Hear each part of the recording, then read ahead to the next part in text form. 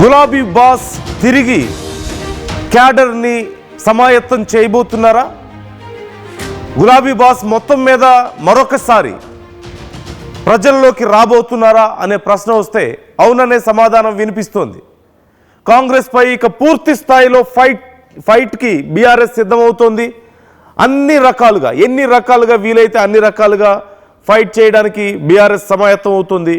గులాబీ బాసే స్వయంగా ఇప్పుడు క్యాడర్ని గైడ్ చేయబోతున్నట్లుగా తెలుస్తోంది. చాలా రోజుల తర్వాత కేసీఆర్ మరొకసారి బయటకు వచ్చారు. మీరు స్క్రీన్లో చూస్తున్నటువంటి ఆ వీడియో ఇప్పుడు కొత్తగా కేసీఆర్ ఫామ్ హౌస్ నుంచి బయటికి వచ్చి తెలంగాణ భవన్కు చేరుకున్నప్పటి వీడియోని మీరు చూస్తున్నారు.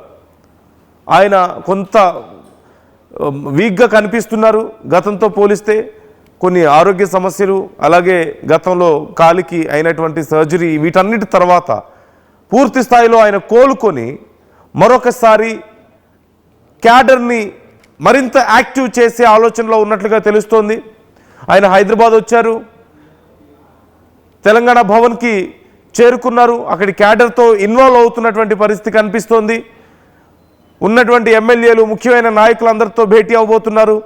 పూర్తి స్థాయిలో క్యాడర్ని ఎలా సమాయత్తం చేయాలి, కాంగ్రెస్పై కేసీఆర్ ఇప్పటికే మాస్టర్ ప్లాన్ రెడీ చేస్తున్నారట. కాంగ్రెస్ వైఫల్యాలను ప్రజల్లోకి తీసుకెళ్లేలా క్యాడర్ను దిశానిర్దేశం చేయబోతున్నారు. తెలంగాణ సాగునీటి కోసం మరొక జల సాధన ఉద్యమానికి ప్లాన్ చేస్తున్నారట. పంచాయతీ ఎన్నికల జోష్తో ఇక జనంలోకి మాజీ సీఎం రాబోతున్నారంటూ తెలుస్తోంది. దాదాపు 10 నెలల తర్వాత తెలంగాణ భవన్ను కేసీఆర్ విజిట్ చేశారు. క్షేత్రస్థాయిలో ప్రజా పోరాటానికి కేసీఆర్ సిద్ధమయ్యారు. నీటి దోపిడీపై రాష్ట్ర వ్యాప్తంగా 3 బహిరంగ సభలకు కేసీఆర్ ప్లాన్ చేస్తున్నట్లుగా తెలుస్తోంది. రంగారెడ్డి, మహబూబ్ నగర్, హైదరాబాదుల్లో సభలు ఏర్పాటు చేయబోతున్నారు అంటూ సమాచారం అందుతోంది. మనందరికీ తెలిసిందే, జూబ్లీహిల్స్ ఉప ఎన్నికల్లోనూ మరోవైపు సర్పంచ్ ఎన్నికల్లోనూ కాంగ్రెస్ విజయం సాధించింది. జూబ్లీహిల్స్ ఉప ఎన్నికల్లో కాంగ్రెస్ ఘన విజయం సాధించింది, కానీ బీఆర్ఎస్ గట్టి పోటీ ఇచ్చింది. మరోవైపు సర్పంచ్ ఎన్నికల్లో కాంగ్రెస్ ఎక్కువ స్థానాలు సాధించింది. 7,010 స్థానాలు కాంగ్రెస్ సాధించింది. మరోవైపు 3,000కు పైగా స్థానాలను బీఆర్ఎస్ సాధించింది. కానీ ఎక్కువ స్థానాలను కాంగ్రెస్ సాధించినప్పటికీ, మెజారిటీ కాంగ్రెస్కే ఎక్కువ ఉన్నప్పటికీ బీఆర్ఎస్ ఒక బలమైన పోటీ ఇవ్వగలిగింది. సహజంగా పంచాయతీ ఎన్నికల్లో ఏ పార్టీ అధికారంలో ఉంటే ఆ పార్టీకి ఎక్కువగా ఏకగ్రీవాలు జరుగుతూ ఉంటాయి. లేదంటే ఆ పార్టీనే ఆల్మోస్ట్ మెజారిటీ సీట్లు సాధిస్తుంది. 80 నుంచి 90% సీట్లు కూడా సాధించే అవకాశం సహజంగా మనం చూస్తూ ఉంటాం, ముఖ్యంగా పంచాయతీ ఎన్నికల్లో. కానీ బీఆర్ఎస్ ఒక బలమైన పోటీ ఇవ్వగలిగింది. కాంగ్రెస్ ఒక 60% స్థానాల వరకు సాధించగలిగితే 30% స్థానాలను బీఆర్ఎస్ సాధించగలిగింది. సో బీఆర్ఎస్ ఒక బలమైన పోటీని ఇవ్వడంలో, తమ శక్తిని, తమ క్యాడర్ని నిలబెట్టుకోవడంలో సక్సెస్ అయింది. సో ఇప్పుడు ఈ ఉత్సాహంతో ఇక నెక్స్ట్ ఎంపీటీసీ, జెడ్పీటీసీ ఎన్నికలకు కానీ, అలాగే ఇటు జిహెచ్ఎంసీ ఎన్నికలకు కానీ సమాయత్తం అవ్వాలని, ముఖ్యంగా కాంగ్రెస్ వైఫల్యాలను ప్రజల్లోకి తీసుకువెళ్లాలంటూ భావిస్తోంది. ఈ నేపథ్యంలోనే ఇక కేసీఆర్ కూడా బయటకు వచ్చారు. సుమారుగా 10 నెలల తర్వాత మరొక్కసారి బయట కనిపించారు. మీరు ఇప్పుడు స్క్రీన్లో చూస్తున్న అదే వీడియో. ఆయన తెలంగాణ భవన్కు రీచ్ అయినటువంటి వీడియో అది. కొంత వీక్గా కనిపిస్తున్నారు గతంతో పోలిస్తే. ఒకప్పుడు ఆయన చాలా యాక్టివ్గా ఉండేవాళ్ళు, చాలా ఫెరోషియస్గా మాట్లాడేవాళ్ళు. మనందరికీ తెలిసిందే, ఎన్నికల సమయంలో అప్పటికే ఆయన హెల్త్ బాగోకపోవడం, ఎన్నికల తర్వాత ఆయన కాలికి సర్జరీ అవ్వడం, సుదీర్ఘ కాలం పాటు ఆయన రెస్ట్లో ఉండడం, జూబ్లీహిల్స్ ఉప ఎన్నికల్లో ఆయన వస్తారని, ఆయన ప్రచారం చేస్తారని ఆ సమయంలో క్యాడర్ కూడా నమ్మింది, క్యాడర్ కోరారు. కానీ ఆయన రాలేకపోయారు. మొత్తం మీద ఆయన పూర్తి స్థాయిలో కోలుకున్న తర్వాత ఇక కొత్త శక్తిని కూడగట్టుకొని తమ పార్టీ క్యాడర్కి మరింత ఉత్తేజానికి ఇవ్వడానికి కేసీఆర్ బయటకు వస్తున్నట్లుగా తెలుస్తోంది. ఇప్పటికే ప్రాపర్ ప్లాన్ని కూడా అమలు చేస్తున్నారు. ఈ అంశానికి సంబంధించి డీటెయిల్స్ తెలుసుకుందాం. మధు జాయిన్ అవుతున్నారు. మధు, బీఆర్ఎస్ స్ట్రాటజీ ఏంటి, ఏం చేయబోతోంది? జూబ్లీహిల్స్ ఉప ఎన్నికల్లో కానీ, పంచాయతీ ఎన్నికల్లో కానీ ఓడిపోయినప్పటికీ బలాన్ని అయితే నిలబెట్టుకోగలిగింది. మేము పోటీలో ఉన్నాం, వీఆర్ నెక్స్ట్ అని చెప్పుకోగలిగింది కాంగ్రెస్ తర్వాత. సో ఇప్పుడు కాంగ్రెస్ను బీట్ చేసే ప్లాన్ని రెడీ చేస్తున్నారంటూ తెలుస్తోంది. కేసీఆర్ కూడా చాలా కాలం తర్వాత బయటకు వచ్చారు. ఆయన హెల్త్ కండిషన్ ఎలా ఉంది, ఇప్పుడు ఎలా నడిపించబోతున్నారు క్యాడర్ని? ఎగ్జాక్ట్లీ నిన్న హైదరాబాద్ చేరుకున్నారు. నందినగర్ నివాసానికి సాయంత్రమే రీచ్ అయ్యారు. ఆ విజువల్స్ మనం చూస్తా ఉన్నాం. నందినగర్ నివాసంలో కుటుంబంతో సహా వచ్చారు.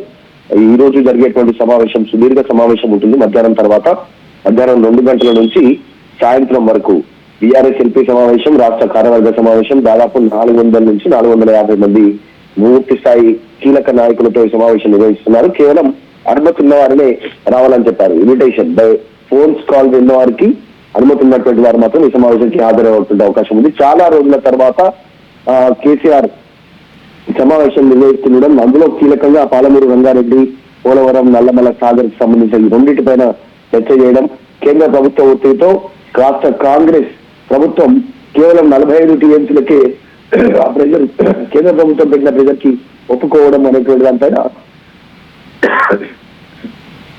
పెద్ద ఎత్తున ప్రజా పోరాటం నిర్వహించాలనేటువంటి ఒక ఆలోచన చేస్తున్నట్టుగా తెలుస్తా ఉంది. గతంలో బీఆర్ఎస్ అధికారంలో ఉన్నప్పుడు 90 టీఎంసీల కోసం పోరాడినటువంటి సందర్భం ఉంది. కానీ ఈ రోజు కాంగ్రెస్ కేంద్ర నిర్ణయాలకు తలగ్గుతా ఉంది. ఇది కరెక్ట్ కాదు. రాష్ట్రంలో రైతాంగానికి తాగునీరుకి తీవ్రమైనటువంటి ఇబ్బంది పడేటువంటి పరిస్థితి ఉంటుంది ఈ ప్రభుత్వ నిర్ణయం వల్ల, కాంగ్రెస్ ప్రభుత్వ నిర్ణయం అనేటువంటి ఆలోచన చేస్తా ఉన్నారు. యాక్చువల్గా అయితే వీటితో పాటు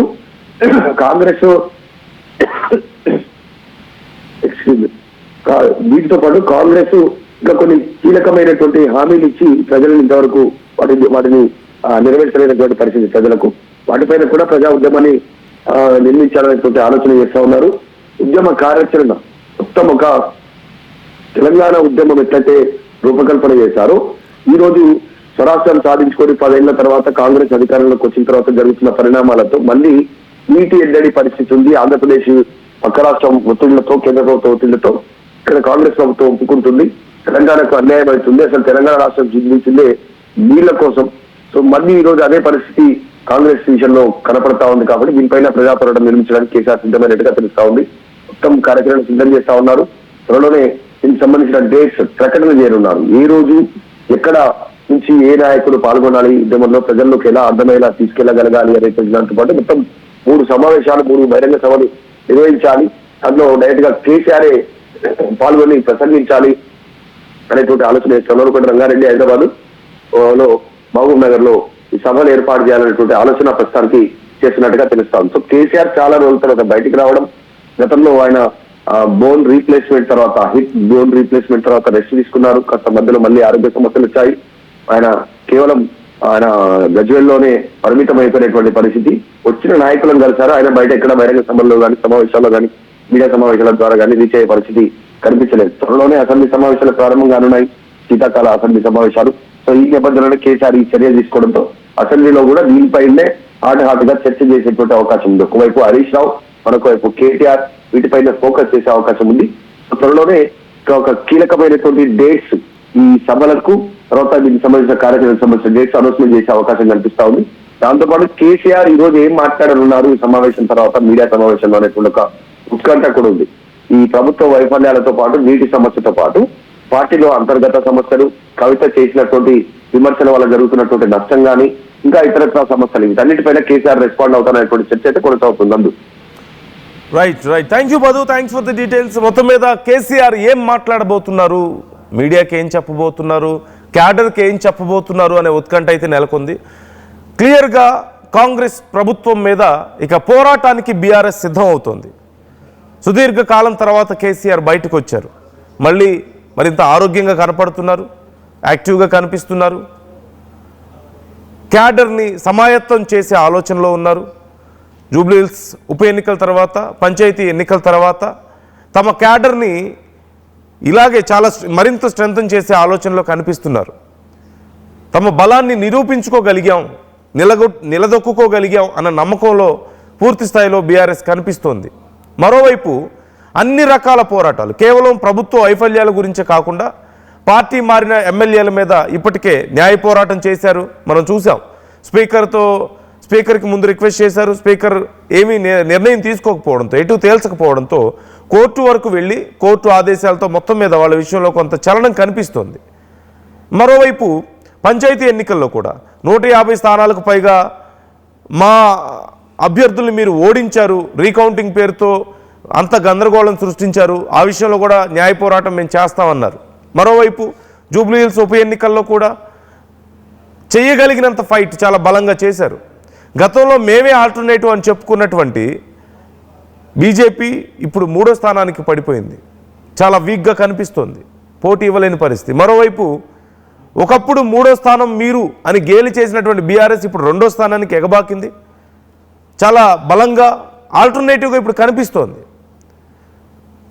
అధికార కాంగ్రెస్కి చాలా బలమైనటువంటి పోటీ ఇవ్వగలుగుతుంది. ఇలాంటి పందాన్ని కొనసాగించి ఇంతకంటే బలంగా ఫైట్ చేస్తే ఖచ్చితంగా రాబోయే ఎన్నికల్లో ఫలితం తమకు అనుకూలంగా ఉంటుందని బీఆర్ఎస్ నమ్ముతోంది. ఖచ్చితంగా గెలుపు తమదేనంటూ నమ్ముతోంది.